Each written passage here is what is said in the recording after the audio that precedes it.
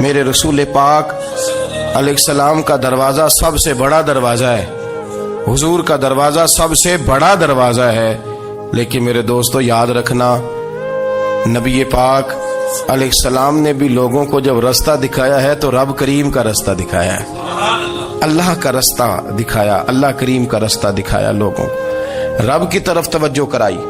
میرے رسول کریم سید عالم صلی اللہ تعالی علیہ وسلم نے لوگوں کی اللہ کی جانب توجہ کرائی اور لوگوں سے یہ کہا کہ وہ اپنے رب کریم کی جانب اپنا ذہن رکھیں، اپنی توجہ اپنے اللہ کی جانب مبذول کریں۔ میری بات کو اچھے طریقے سے سمجھیے گا، علم اللہ تبارک و تعالی عطا کرتا ہے تو اسے اللہ کی عطا ہی سمجھنا چاہیے۔ کچھ لوگوں کے پاس علم ہوتا ہے پر علم نافع نہیں ہوتا، وہ ٹامک ٹونجا مارتے رہتے ہیں ساری زندگی۔ علم کو اللہ کی عطا سمجھیں، اپنی عقل پر اپنے شعور پر زیادہ بھروسہ نہ سمجھیں، نظر اللہ پہ رکھیں۔ حضرت مولا علی شیر خدا کرم اللہ تعالی وجہہ الکریم سے کسی نے پوچھا تھا بڑا عالم کون ہوتا ہے؟ ہمارے ہاں تو اب وہ والے عالم پائے جاتے ہیں نا، اللہ ماشاءاللہ، جو ممبر پہ بیٹھتے ہیں تو دعوے ہی دعوے ہیں، ممبر پہ بیٹھتے ہیں تو دعوے ہی دعوے ہیں، اس طرح کے عالم ہمارے ہاں پائے جاتے ہیں، وہ ہر بات میں دعویٰ کرتے ہیں، میں یہ کر دوں گا، میں وہ کر دوں گا۔ یہ مزاج علماء کا نہیں۔ حضرت علی المرتضیٰ سے کسی نے پوچھا بڑا عالم کون ہوتا ہے؟ فرمایا بڑا عالم وہ ہوتا ہے کہ جسے مسئلے کا پتہ نہ ہو تو وہ کہہ دے مجھے نہیں پتا، میں پتہ کر کے بتاؤں گا، غلط بات بیان نہ کرے۔ امام مالک سے کسی نے کوئی مسئلہ پوچھا تو آپ فرمانے لگے مجھے اس سوال کا جواب نہیں آتا۔ ہمارے بزرگ سمجھاتے کیا ہے؟ وہ کہنے لگا آپ اتنے بڑے امام ہیں تو اس سوال کا جواب نہیں آتا۔ آپ فرمانے لگے اگر مجھے ہر سوال کا جواب آتا پھر تو میں خدا ہوتا، مجھے ہر سوال کا جواب نہیں آتا، مجھے تو اتنا آتا ہے جتنا میرے رب نے مجھے عطا کر دیا ہے۔ اپنی نظر اللہ پہ رکھیں، نکل آئیں اس معمے سے باہر کہ میں کوئی بلا ہوں، مجھے بڑا پتہ ہے، میرے پاس 6 ڈگریاں ہیں، مجھے 10 جگہ پہ تدریس کا شغف حاصل ہے، اسے نکلیں باہر۔ قرآن مجید دیکھیے گا، اللہ تعالیٰ نے ارادہ قدرت فرمایا کہ میں حضرت آدم کو بناؤں گا، پھر بنانے کے بعد فرمایا فرشتوں سجدہ کرو آدم کو، سب نے سجدہ کیا الا ابلیس ابا واستکبر وکان من الکافرین، سب نے سجدہ کیا سوائے ابلیس کے، اس نے انکار بھی کیا، تکبر بھی کیا اور کافروں میں سے ہو گیا۔ تو یہ جب اللہ تعالیٰ نے سجدہ کرایا تو کیسے کرایا؟ اللہ تبارک و تعالیٰ نے نا حضرت آدم کو علم سکھایا خود، وعلم آدم الاسماء کلہا، خود اللہ فرماتے ہیں کہ میں نے جناب آدم علیہ السلام کو تمام اشیاء کے نام سکھائے، سب اشیاء کے نام سکھائے۔ تو وہ چیزیں پھر میں نے نا، اللہ فرماتے ہیں میں نے فرشتوں پہ پیش کی، میں نے کہا کہ بتاؤ ان کے نام کیا ہے، تو فرشتوں نے جو جواب دیا وہ سمجھنے والا ہے۔ اللہ نے چونکہ خود علم سکھایا تھا حضرت آدم کو، جناب آدم سکھایا تھا لیکن فرشتوں کو نہیں سکھایا تھا، تو اللہ کریم نے فرمایا فرشتوں اب یہ بتاؤ ان چیزوں کے نام کیا ہیں؟ تو فرشتے کیا کہتے ہیں؟ فرشتے عرض کرتے ہیں قالوا سبحانک لا علم لنا۔ آپ کبھی یقین کریں اس چیز کی لذت لے تو مزہ آ جائے۔ کہا قالوا سبحانک، کہنے لگے تو پاک ہے، قالوا سبحانک، کہنے لگے تو بھئی آدم علیہ السلام کو نام سکھا لیے، پھر فرشتوں کے سامنے وہ چیزیں پیش کر کے کہا ان چیزوں کے نام بتاؤ، تو فرشتے کیا کہتے ہیں؟ کہتے ہیں قالوا سبحانک، تو پاک ہے، لا علم لنا، ہمارے پاس کوئی علم نہیں، الا ما علمتنا، ہمیں تو اتنا پتہ ہے جتنا تو نے ہمیں سکھا دیا ہے، ہمیں تو اتنا پتہ ہے جتنا تو نے ہمیں، لا علم لنا، ہمارے پاس کوئی علم نہیں ہے، اتنا ہی پتہ ہے جتنا تو نے ہمیں سکھا دیا ہے، اس سے زیادہ ہمارے پاس علم۔ اور یہ کیوں تو نے ہمیں جتنا سکھایا اتنا پتہ ہے؟ فرشتے یہ نہیں کہتے یا اللہ تو زیادہ سکھا، آدم کو دیا تو ہمیں بھی دے، یہ نہیں فرمایا، فرمایا انک انت العلیم الحکیم، اے اللہ تو علم والا بھی ہے اور حکمت والا بھی ہے، تجھے پتہ ہے کس کو کتنا دینا ہے، جتنا تو نے مناسب سمجھا جناب آدم کو دیا اور جتنا تو نے بہتر سمجھا وہ تو نے ہمیں عطا فرمایا۔ تو اگر آپ کے پاس علم ہے، کہیں نالج ہے، اس کو اللہ کی عطا سمجھے۔ ہمارے ہاں بہت سارے لوگ بن کے بیٹھ جاتے ہیں، میں اکثر کہتا ہوں کہ پھر وہ دعوے کرتے ہیں میرے علاقے والے جاہل ہیں، میرے شہر والے جاہل ہیں، میرے خاندان والے پڑھے نہیں، یہ آپ کا دعویٰ ہے، یہ آپ کو خراب کر دے گا۔ ہم نے بہت سارے ایسے لوگ دیکھے جو بہت بڑے عالم تھے، لیکن اللہ جب لینے پہ آیا تو عقل ہی لے گیا، شعور ہی چلا گیا، حافظے ختم ہو گئے۔ آپ دیکھتے ہیں بڑھاپے میں کچھ لوگ ایسے ہوتے ہیں کہ جن کو یہ بھی یاد نہیں رہتا کہ میرا نام کیا ہے، میں کہاں ہوں، مجھے کدھر جانا ہے۔ تو اس وقت سے اللہ کی پناہ مانگیں اور اپنی نظر اپنے رب کریم کی جانب رکھیں، اللہ کی جانب اپنی نظر کو مبذول رکھیں۔ دوسری بات، علم کے بعد ایک چیز آتی ہے جس کا نام ہے ہدایت،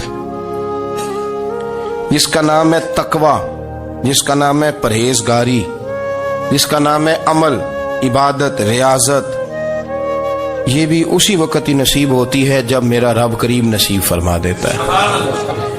ہم نے نا نیکی کا اپنا اپنا سٹیٹس بنا لیا ہے، اپنا اپنا معیار بنا لیا ہے۔ کچھ لوگ کہتے ہیں کہ جناب مسجد میں سیمٹ کا توڑا دینے سے بہتر ہے کسی غریب کو آٹے کا تھیلا دے دو۔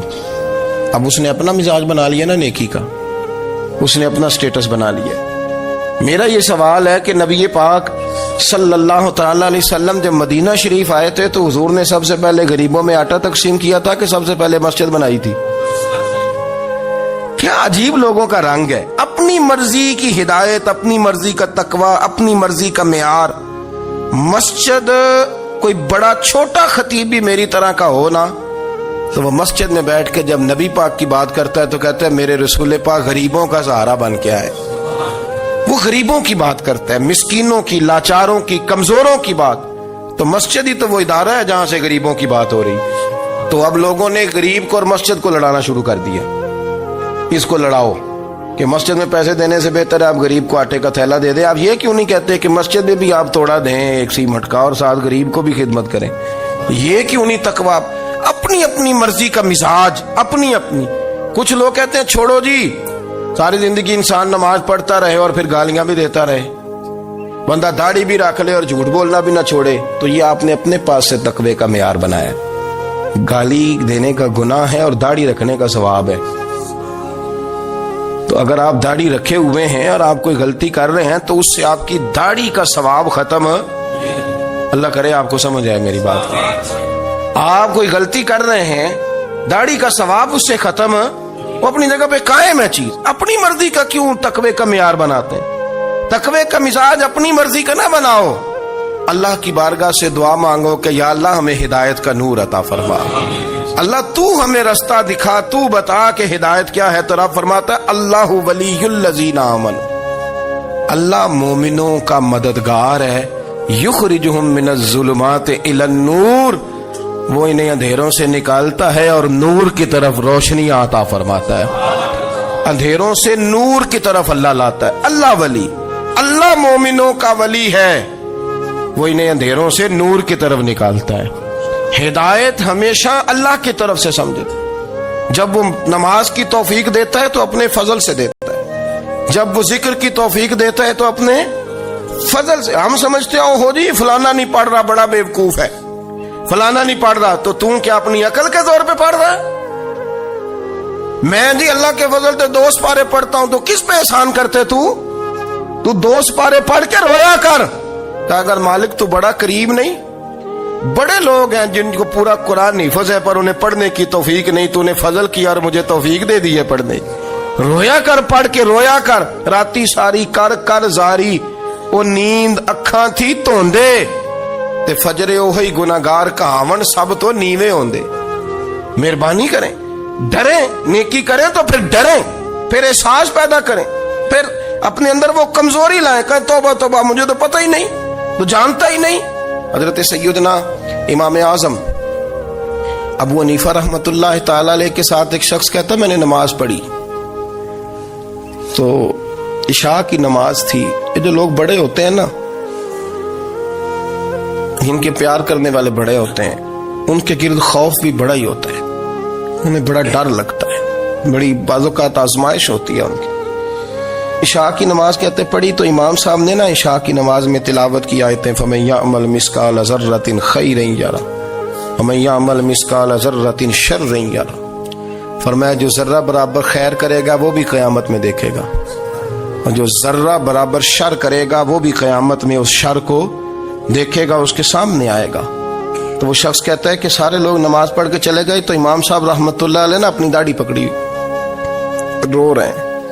کہتے ہیں وہ ذرہ برابر نیکی کا بدلہ دینے والے، وہ ذرہ برابر شر پہ سزا دینے والے میری سفید داڑھی کو دیکھ. مالک میرے ذرے ذرے سامنے نہ لانا، لوگ تو میری بڑی قدر کرتے ہیں دنیا، میں تو بڑا پہچانا جاتا ہوں، لوگ تو میری راہوں میں پھول لیے کھڑے ہوتے ہیں، مجھے بڑا نوازتے ہیں. قیامت میں رسوا نہ کر دینا، میرے لیے مشکل ہو جائے گی. وہ کہتے ہیں میں نے امام صاحب کا درد دیکھا، مجھے کوئی کام تھا تو میں چلا گیا. میں نے کہا کہ وہ اس وقت